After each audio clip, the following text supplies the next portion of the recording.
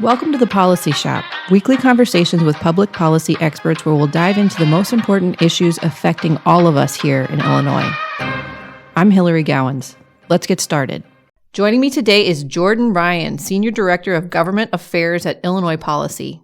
The General Assembly is set to return to Springfield on January 5th, and Jordan's going to break down for us what we can expect to see and what Illinois policy is focused on this legislative session.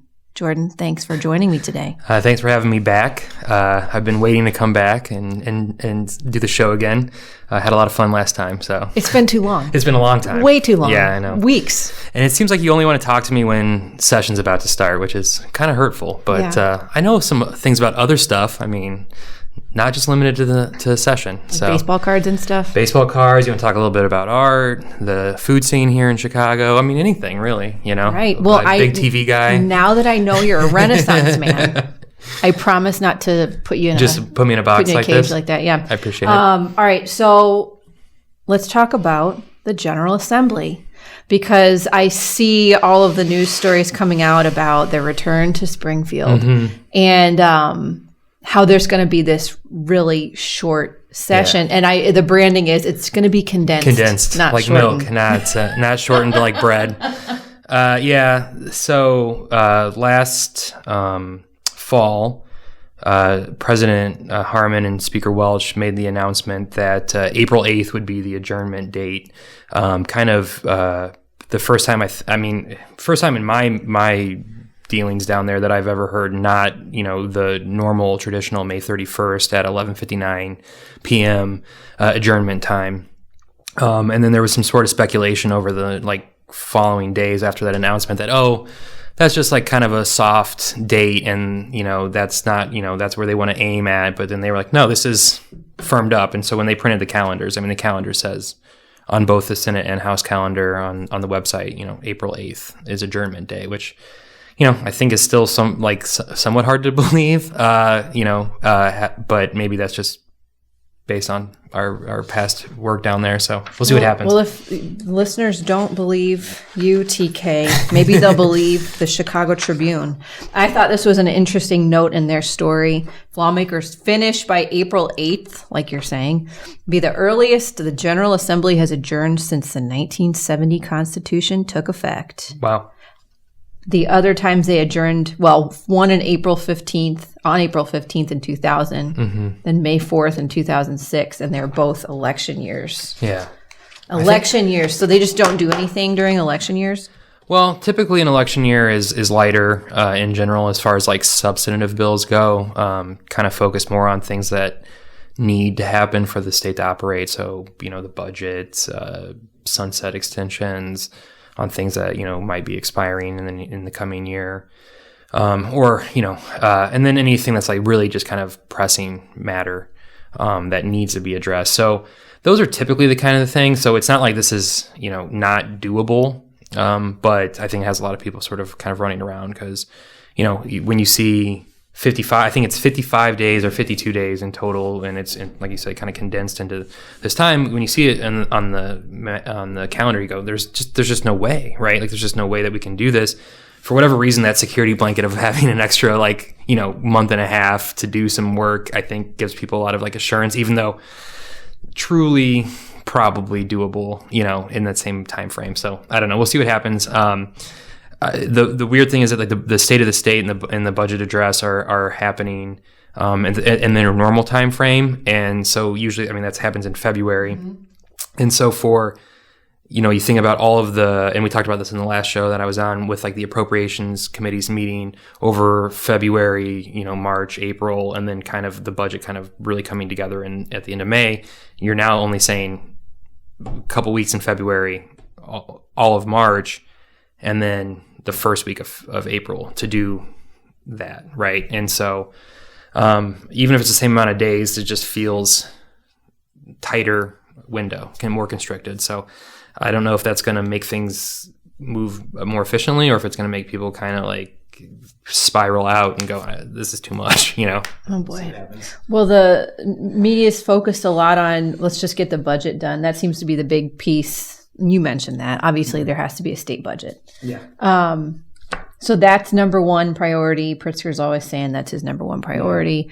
It's really funny to me to read how well people think that Illinois' finances are doing over the past several years. But we can talk about that more later. Really helps to have federal bailout. What else do you hear people talking about in terms of what might get done? Well, I think in the immediate, session was supposed to start January 4th, and then I think we were scheduled to be in until that second week of February, and that's the only week break, and then back in through April 8th. They have canceled the 4th and the 6th now of January with sort of a warning or heads up that likely the next week will be canceled as well, and then potentially even the following week, all based around a spike in COVID cases and all that stuff that's happening. So I think on the 5th, what we're going to see first is an extension of the House rules to allow for remote hearings and votes and stuff like that. The Senate made it permanent for their rules, which means it's just limited to the 102nd GA, so the current General Assembly. But when they renew their rules, they'll have to take that up again. The House was wary to do that. A lot of members were, and I think rightfully so. I don't think that we should have just been making this a habit. So that's probably the first and foremost thing that you're going to see the House take up.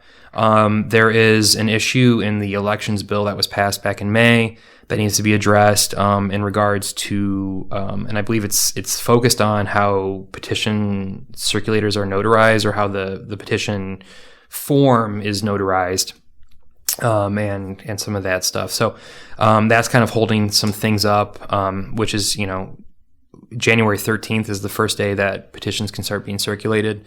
And so that's a very small time frame to start going back in and opening that up. So I think they need to kind of take care of that immediately, and that's probably like the big focus for then.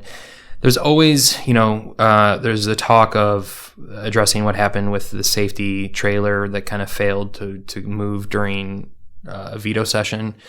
So some fixes there, but I don't have a lot of details exactly on like what they want to do necessarily. I know there's some date issues that would make it easier for administrative stuff, but yeah, there's a lot of controversy around that bill, and obviously we've been seeing a lot more reports of carjackings and robberies and muggings and that sort of thing happening in the city. But it's not limited to just the city of Chicago. I mean, it's kind of sprawling out into the suburbs, near suburbs and stuff like that. I mean, we had the shooting in Oak Brook.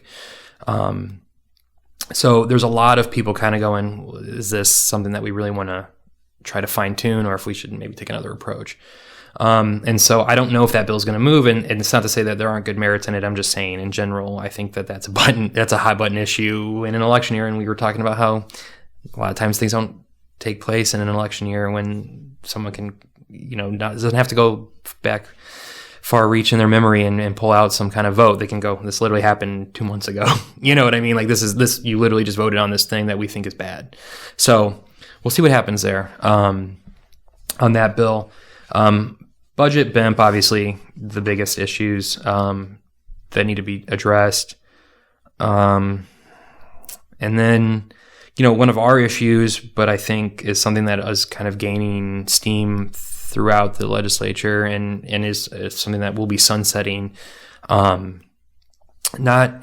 taxable year sunset is pushed back till 2024, but the effective date basically is kind of a 2023 stop. So we kind of need to address it in the next, this upcoming year, is the tax credit scholarship that's going on. So we want to make sure that's something that we either push out the sunset, remove the sunset altogether, which would be ideal for us, and make the program permanent.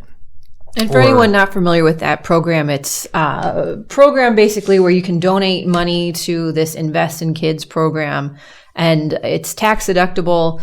And then low-income kids can apply for scholarship aid to go to a private school, right? Correct, yeah. And, the program has seen a lot of success. It's very popular.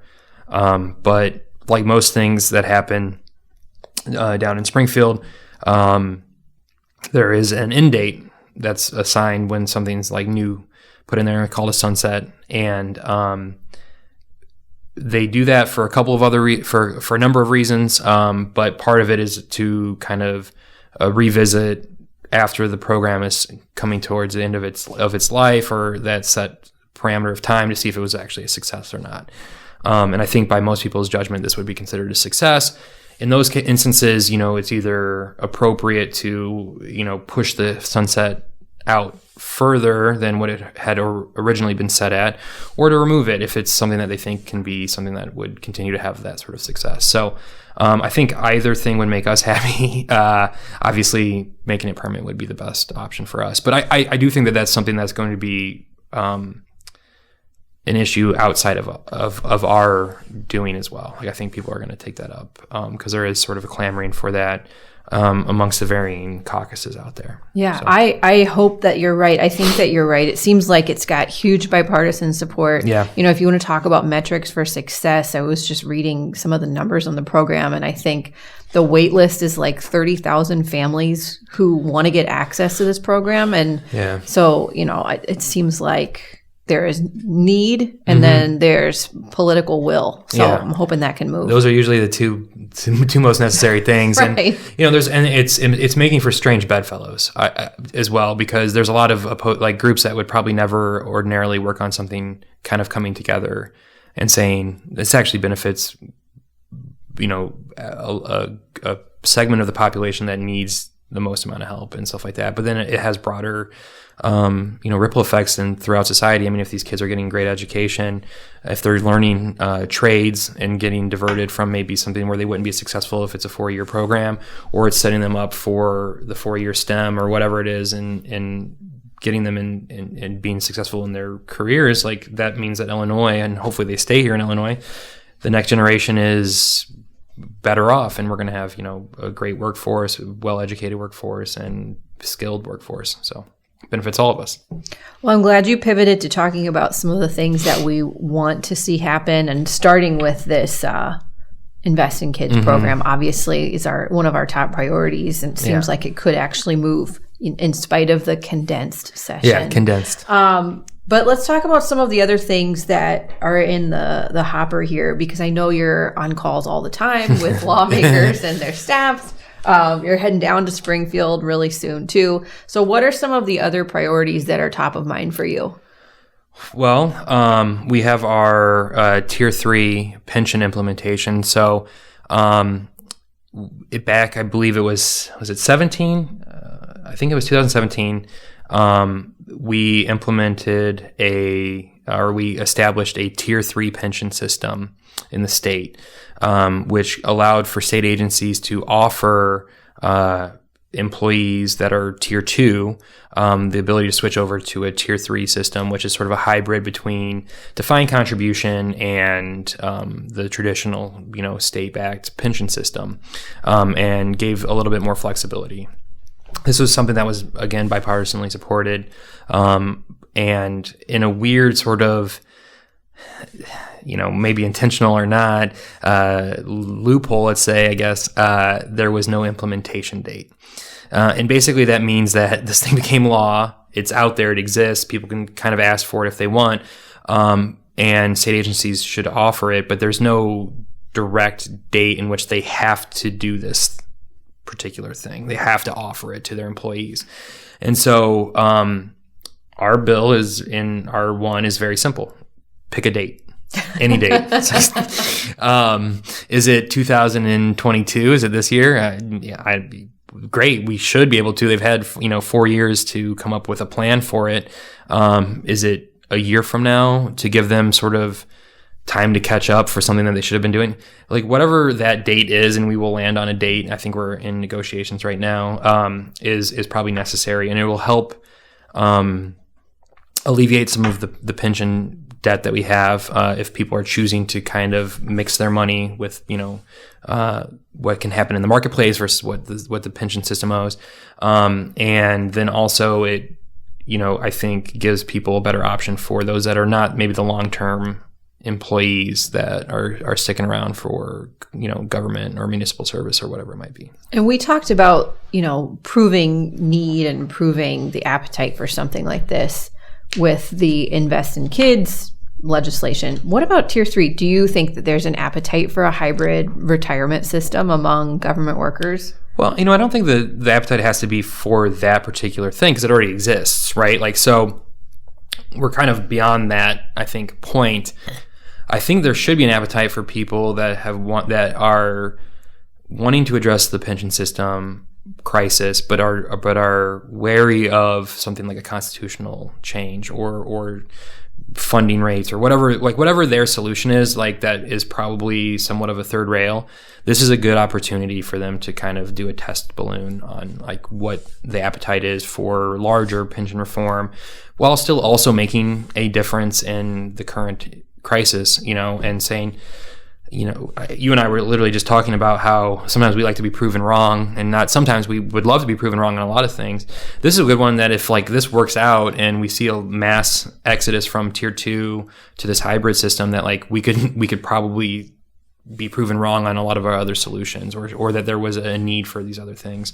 And so, that could be the appetite that we're looking for, not necessarily the creation of the system that already exists. Mm-hmm. So, what about other bills? We've talked about things like adding a 3-day reading requirement so that big bills, like the budget, don't just get passed through at the 11th hour. What other items are on your legislative watch list? Yeah, we have quite a few. That being one, and I think is something that we want to make sure that the taxpayers are aware of what's happening down in Springfield. And are given the opportunity to contact, their direct lawmaker or the committee, people that are taking up the issue in that particular time, whatever it might be, so they have an ability to address those things and concerns. But we also have a realistic approach to what it takes sometimes to move, expeditiously through the process and all these sort of things. So, again, like this is a 3-day reading requirement on a broad sense is what we want, but for any of those legislators out there listening, we're willing to negotiate on a lot of the finer points, and be reasonable about some of this stuff. Obviously, we have an unemployment insurance issue happening, and there seems to be a pile of money that is accessible to kind of address that right now. We've been talking about how great Fed money has been overall for the state finances, and UI is definitely one of those areas that we could, address that and is needed. And businesses have been putting up with quite a bit over the last 2 years now, almost, in regards to like what's happened as government shut down in regards to the pandemic. And so we held them hard. The government held them harmless when it came to unemployment occurrences during March of 2020 through September of 2020, and then they extended it out to December, and then it's been kind of pushed out there. So the whole harmless thing was necessary, but now there is a huge shortfall within the trust fund itself, and I think there is a simple solution: take the money that's already been approved from the feds and just pack her in there. So. All right. Yeah. I see in our notes for that bill, which I hope moves, we appropriated $2.8 billion from the American Rescue Plan Act in 2021 for this year's budget. Mm-hmm. And now we've got $5.3 billion left to provide relief for Illinoisans. So I agree. I think that a lot of these small businesses need this lifeline. Yeah. Well, because, while it was great that we held them harmless, and they should have been, by the way, that's not like that seems like a gift or something like that. Like that should have always been the case. It was to no fault of their own that this happened, right? But at some point, people have to pay the piper, right? And the fund has to continue existing beyond this. And so whether it's through a new formula for fund building, or it's higher direct taxes on them through their liability, the fund has to grow and maintain. So, you can only hold them harmless for so long, essentially. And if the money exists, Like, let's use it. Mm-hmm. So. All right. So we're going to wrap here in a little bit, but how many days will lawmakers be in Springfield? What's your guess? Well, I think they said, if I remember correctly, it was between 52 and 55. 52. But I can't remember exactly the count, but obviously 2 have already been shaved off with the potential for 3 next week, and then maybe another 3 the following week. So already sub 50 then, if that's the case. Condensed, not shortened. Condensed, so yeah. why does this matter? If you're listening right now and you don't pay attention to this ever, the fact that lawmakers are only in the state house for a set amount of time, how would you explain to that listener why it matters that session is shaved by, month plus? Well, if it's condensed, and those are about the normal amount of days, that we're in.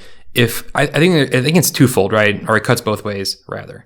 So one, it can prove that the work can be done in a certain amount of time. So this idea that like long drawn out days and all these sort of like silly games that get played with like parliamentarian procedure are just totally unnecessary if we actually just sit down and do the work and we work cooperatively, and there's things that that are being addressed as like top tier items, and we can actually do this in a way that would save them money and would save people all the time and the hassle and all that other stuff, and could be more transparent and open, because it would be that. The other side is that if it ends up not working and it's a complete disaster, well, then we put a lot of people at risk through not having the budget out in time and all these other things like that. So I think it's either it's an experiment. I think it can either be wildly successful and prove that like kind of the old way of doing business isn't necessary. It should be left that. It should be the old way. Or that maybe the old way was actually the only way we could actually get things done, and then in which case, experiment failed. So. All right. Well, thank you for presenting both sides of the coin there. You always do a nice job of that. And good luck when you're down in Springfield this week. Thank you. I appreciate it. Talk to you later. See ya.